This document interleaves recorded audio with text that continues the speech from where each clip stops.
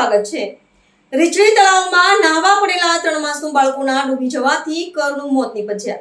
એક સાથે 3 બાળકોના મોત થતા સમગ્ર આસપાસના વિસ્તારમાં સન્નાટો છવાઈ ગયો છે। મૃતક બાળકોમાંથી 2 બાળકો સગા ભાઈઓ હોવાનું સામે આવ્યું છે। ડૂબી જનાર બાળકોમાં સતુભાઈ રાઠોડ, વિપુલભાઈ રાઠોડ અને બચ્ચુભાઈ તરાલનો સમાવેશ થાય છે। કાળનો કોળિયો બનેલા 3 માસૂમ બાળકોની ઉંમર 10 વર્ષથી ઓછી હોવાનું જાણવા મળ્યું છે। વેકેશનના માહોલ વચ્ચે સર્જાયેલી આ હૃદયદ્રાવક ઘટનાથી સ્થાનિકોમાં ભારે અરેરાટી વ્યાપી ગઈ છે।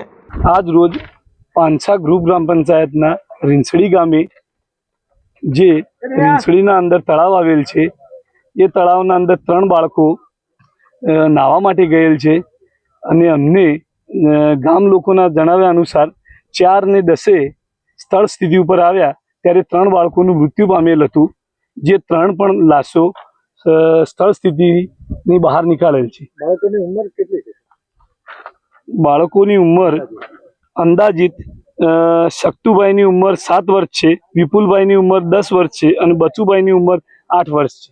2 સગા ભાઈઓ બી છે એવું જાણવા મળ્યું છે। હા, 2 સગા ભાઈઓ છે, શક્તુભાઈ અને વિપુલભાઈ, જે બંને ભાઈઓ છે।